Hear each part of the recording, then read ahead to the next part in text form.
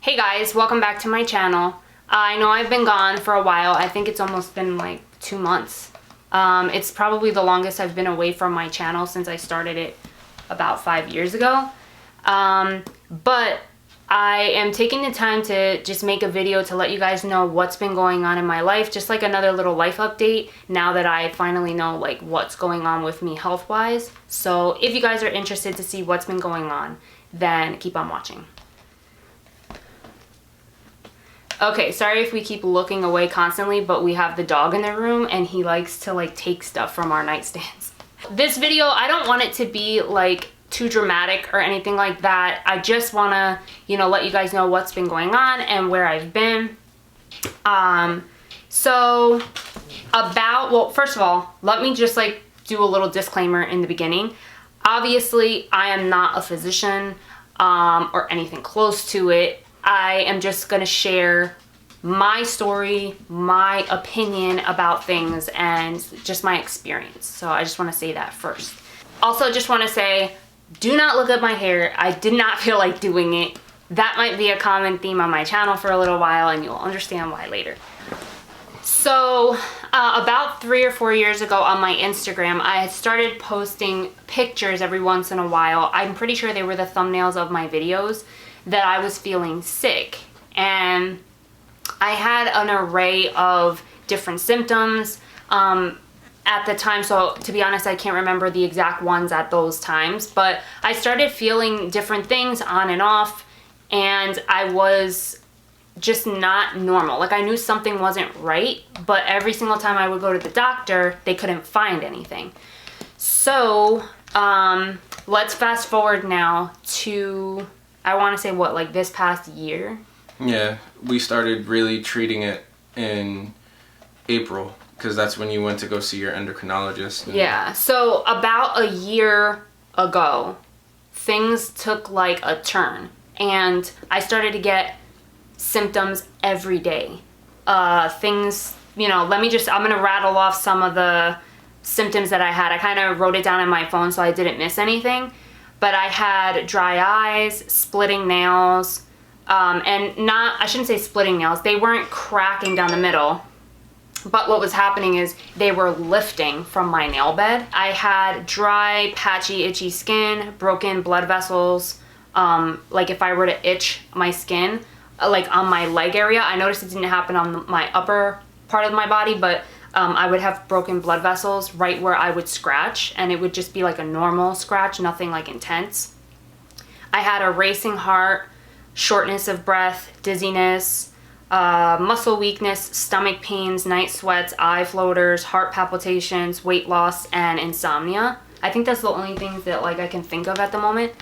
But I experienced it, pretty much all of those things at the same time, and about right around the time COVID hit, it intensified to the point where I was on my couch and I couldn't do anything.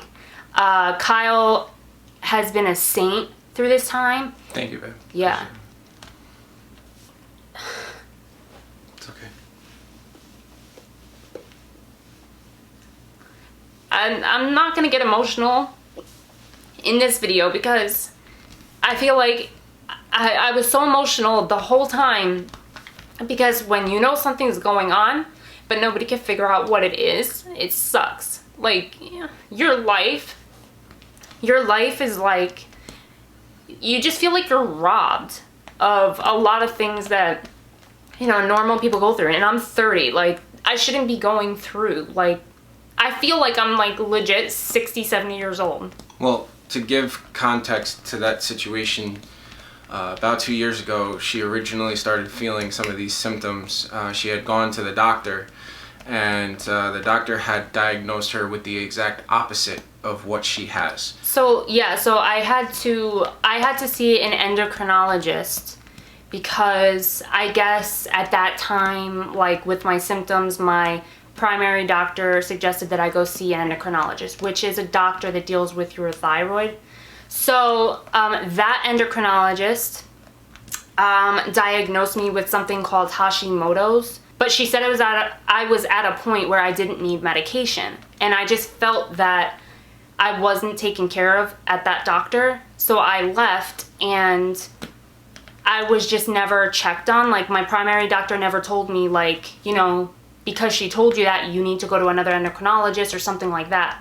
So anyway, it was partially my own fault. But so recently, around the time that COVID hit, I went to see my primary doctor again, and we did some blood work, which led to her finding that my thyroid was out of control, like overproducing so many of like some hormones that it was affecting my whole body. And so when I went to my second endocrinologist, who I found, she did some more blood work, and she diagnosed me with Graves' disease. So of course I was shocked, and you know something's coming, but it's like, it's still shocking, even though, like, you know that. So I'm not going to go into all about the disease and everything that it can do, because first of all, I'm not trying to scare anybody who's watching this video. You're going to be okay. You know, I thought about that as well, and I still think about that, but I'm just going to read off of Google a very simple explanation of what Graves' disease is. So first of all, it's common. A lot of people have it, more than 3 million US cases per year. And it's an immune system disorder of the butterfly-shaped gland in your throat, which is your thyroid. It's when your thyroid overproduces hormones, and the condition is usually more common in women that are over 40. So yeah, that's basically what it is. And so I wanted to just talk about, again, I'm not a doctor or anything, but I just wanted to talk about my experience and how I went about my treatment. So in my situation, my doctor tried to explain to me that when you have this disease, they test for a, what do they call that? An antibody? And You it want could to pause be, it and try to look it up? no, because I'm not going to remember it. Okay. It can either be negative or positive. So if it's negative, that means that your Graves' disease is not reoccurring. So if they treat it, it could go away.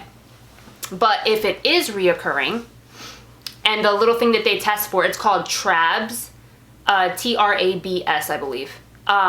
If that is positive, then that means that your Graves' disease is reoccurring. So with me, unfortunately, that's the case. I do have reoccurring Graves' disease. So if they treat me with a certain treatment, then it's always going to be with me no matter what. Like, it will come back. So I had two choices. The doctor said, you know, you can either take a certain medication for the rest of your life, and it's going to make your levels stable. But if you come off of it, you're going to just get everything again. And I didn't want to be on that medication, especially right now, because it lowers your immune system. So I said, forget that. What's the next option? So then she told me that I can get something called a radioactive iodine ablation. I believe that's how you say it. And it's when you get a very potent dose of radioactive iodine, and it concentrates in your neck, and it basically kills off most of your thyroid to stop it from overproducing the hormones. And some people get what their body needs from the tissue that remains after you get that done, but some people don't. Most people don't. So then they have to give you medication, which you'll be on for the rest of your life. But it's not really a medication. It's more like a replacement hormone that's already in your body. So I do not like medication. A lot of people could tell you that. I don't even like taking Advil, but this is something that I need to do. So I consulted with my sister, who is a nurse, and she's been a nurse for a long time. And I asked her opinion on what she thinks I should do, and she thought that that was the best option. And I thought so too, because I just feel like if I would have went with the medication, the first medication, I would have eventually had to do this anyway. Well, yeah, and you did it in a way that's non-invasive. Like, they didn't have to cut her open or anything like that. She didn't have to go through surgery or it's basically wear like a scar on her neck for the rest of her life. Yeah, it's basically, my doctor told me it's basically like getting your thyroid removed without the surgery. Yeah. So, but anyway, it's still scary. So I had to figure out, okay, well, how does that even happen? Like, how does this process work? So that's basically the next part of the video that I want to talk about, like my treatment and how was it? Basically, my procedure was scheduled for, I think it was like a week after she told me. Also, just a thing I forgot to tell you guys before, if you're going to get blood work done for your thyroid and you suspect something with your thyroid or something like that, do not take B vitamins. B as in boy. Do not take those vitamins because apparently they interfere with some thyroid testing. Yeah. So that's what my endocrinologist told me. So anytime from now on, if I go to get my thyroid tested, I have to stop B vitamins like 5 to 7 days before the testing. So just a little bit of information. So anyway, it was scheduled about a week after she gave me the diagnosis, and I had to go to the hospital 4 times to get the procedure done. So of course I didn't want to go to the hospital because that's the last place I wanted to be with COVID running around. But I had to do it. So I went in, and it was actually not as scary as I thought it was going to be. Of course, there was a lot of people when you first walked in. But when I went to the radiology department, it wasn't a lot of people. So that kind of made me feel better. So I go in, and the first day they give you a very low dose of radioactive iodine, which I've had before in the past to test my thyroid. So I wasn't afraid of that. And it's just a pill, you take it, and then a couple hours later you come back to the hospital and they take pictures of your thyroid. And they basically are going to see how fast it's performing. So I did that, and then the next day I came back and they took more pictures in the morning, and then at night, a couple hours after the pictures, they physically make the pill of radioactive iodine that you're going to need with the exact dosage. And that hospital doctor consulted with my endocrinologist, and they decided together. I'm not sure about my exact dosage, but I came in, I took the pill, and... You want to tell them how it was presented to you? Yeah, it was so weird. I went in and they had a table laid out, 3 doctors were present, and it I don't know if you guys ever seen Jurassic Park, where they have the little containers that contain the eggs of the dinosaurs, and they're smoking because they're so cold. That's exactly what this thing looked like, and it was all just to pull out a little pill that was this big. It was crazy. So of course I was nervous to take it, but I took it, and the doctor told me there could be side effects. So I mean, there was a lot of side effects you can get, but to help with that, there was things that you can do. So the number one thing was you have to quarantine for at least a week, right? Yeah, we did 7 days. 7 days you have to sleep by yourself. That can vary though. Again, depending on your dosage, you might have to do less nights, but I had a kind of higher dosage. So the reason why they do that though is because you actually become radioactive when you take it. So I cannot be around couldn't be around Kyle, I couldn't be around my dog, you can't be around kids or pregnant women. So I had to be in my room for 7 days, and Kyle just cooked all my food, and we only have 1 bathroom in the house. So what I did was I bought a separate dish sponge, and I just did all my own dishes in our bathroom. And then I would just wipe the sink down with some water when I was done. When you take a shower, you have to rinse the shower down with water when you're finished. I believe for the first 3 days, you have to flush the toilet twice. And wipe the seat. Yeah, you had to disinfect the seat, right? No, you just have to flush the toilet twice to make sure there's no residue of pee or anything like that in the toilet. So yeah, I'm trying to think of what else, but to help with some of the side effects, which it could range. You can get swollen glands, you could have inflamed gums, there was a bunch of stuff. You can have a swollen neck, things like that. And I freaked out. I'm not gonna lie. I freaked out because I think that if it's, a possibility, it's gonna happen to me. I always think like that, but it didn't. I actually didn't get any of those side effects. And I really believe it was because I followed everything the doctor said to the T. Yeah, we went hard. Yeah. Especially prior to, because there's a whole prep period. It's not you can just go get tested and then they recommend you, this procedure. There's a process that you have to go through. Almost like, When you prep for surgery, yeah. Like, I had to be on a low iodine diet before I went to take this treatment for, I think it was about a week or two, right? Or a week? It was at least 2 weeks that you had to do the low iodine diet. Yeah, and the reason why they do that is because they don't want the big, like, dose of radioactive iodine that they're going to give you. They don't want that to compete with any other high iodine levels in your body. Otherwise, it's not going to take the way that it should, and you're going to have to do it again. The hardest part about that was that there's no specified item, like on a nutrition chart that says, this item contains iodine unless you're taking multivitamins or something like that. So the indicator that they told us to go off of was sodium.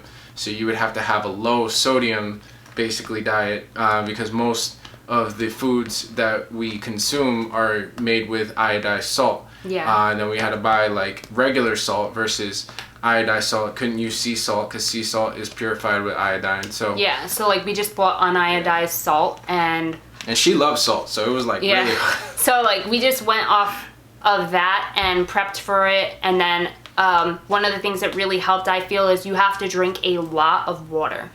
It really flushes everything out, especially the first 3 days. So I literally drank a gallon of water every single day. And I did that for a while. Well, you did that all 7 days for your quarantine, and then even now.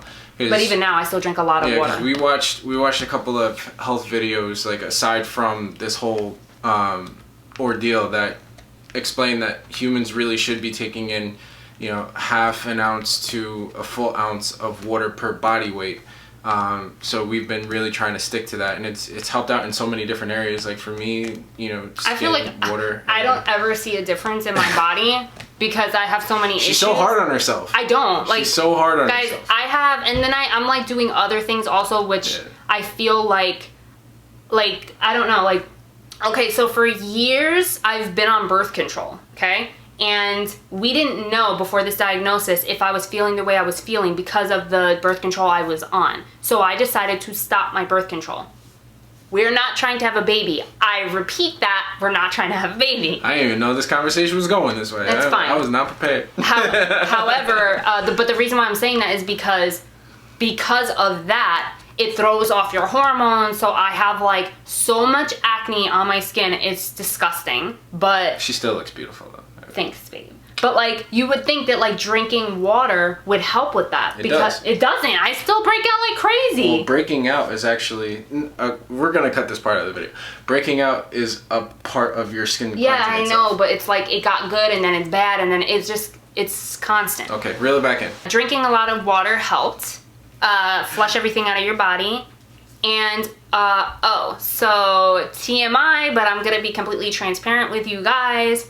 When I woke up the first morning after the treatment, and like I said, I drank a ton of water. I went to the bathroom, I peed, and the pee was brown. And I thought I was bleeding inside. And again, freaked out. Very much so. It was like a 2-hour long episode. Yeah, well, nobody told me that was gonna happen. So I thought that something was wrong. So I called my endocrinologist and she said that can happen, but it usually clears up within a day or two. And it actually only lasted for that one episode and then I was fine. So that did happen. But other than that, I don't think I had any other symptoms. You also have to chew and suck on sour candies, which was great for me because I hadn't really had candy in a while because I wasn't sure what to eat, what was bothering me. I didn't know. So I got Sour Patches and I got Jolly Ranchers. And every half hour I would pop a few in my mouth because that gets your salivary glands to work overtime basically, and also not keep any of the radiation there. So that also helps with them getting swollen and things like that. And on the third day, you did have a sore throat, which they said was not really. They did say you can get a sore throat, but it was very mild, and it only lasted for a day, and then it went away. Yeah. It wasn't killer or anything like that. So honestly, all in all, I thought that this process was so scary, and it was, but actually going through it, it was a little easier than I thought it was going to be. And I think that, like, about a week after I came out of my quarantine, I felt, or no, the week that I came out, like the day I came out, a week after my treatment, I felt better. I was actually able to like get up without feeling like so out of breath, and I was able, and by the way, all those symptoms, I thought I had COVID. I got tested for COVID. It's negative. Yeah. But yeah, so slowly over time, how long has it been? Like, so it's been about a 4 month. weeks, I think. Yeah. No, it's been over a month. No, end of May. End of May is when you I got my treatment on the 14th. Oh yeah, you're right. So it's been you came over out the end of May. Yeah, it's been over a month since I've gotten it, and I feel like every week I get better and better. But I'm still a little dizzy at times, and sometimes I still get a heart palpitation here and there. But I do feel like I'm getting better. So with that said, I obviously YouTube took a back seat because I literally couldn't do anything. But I want to be more consistent on my channel. When I first started this channel, I was uploading every single week consistently for like, I want to say 2 or 3 years. And then everything started to take a back seat. But I want to change that, and I'm probably going to be pre-recording a lot just because I don't know how I'm going to feel week to week. But I wanted to make this video because I feel like it's important, and for years I couldn't figure out what was wrong. And so maybe somebody out there is going through the same thing I was, and you know, they're gonna see this video and say, well, you know, maybe I should get my thyroid tested, and you'll figure it out sooner and you won't have to go through what I went through. Yeah, because it was a process and a half between the misdiagnosis the first time. I don't think it was a misdiagnosis, because my current endocrinologist told me that your thyroid could do that. You could actually go one way and then it then the other. Yeah. Well, so, but then doctors telling you that, you know, it's all in your head. Yeah, I actually had a doctor tell me I should go see a psychiatrist because I kept going to them so many times. But let me tell you something. When you guys know your body, you know when something's wrong. If you feel like the doctor that you're going to is not taking you seriously or anything like that, you need to switch your doctor. Because if I would have did that earlier, I would have found this out sooner, and I wouldn't have gotten as bad as I did. I probably would have needed the same treatment, but I just wouldn't have been as sick as I was. And I feel like there were so many moments that were just robbed, like vacations, nights out with my friends, just nights out with you, just spending time with you, or like being present at work. Like all that type of stuff got taken away from me. Like I tried to go on trips and things like that, but mentally I was just not there, and I couldn't enjoy it because I was suffering. Yeah. So that was really hard, especially when we would go on places together, and you're supposed to, you know, vacation is the point where you're just supposed to relax and enjoy life and just take a moment to bring everything in. And then she was still struggling with that behind the scenes, and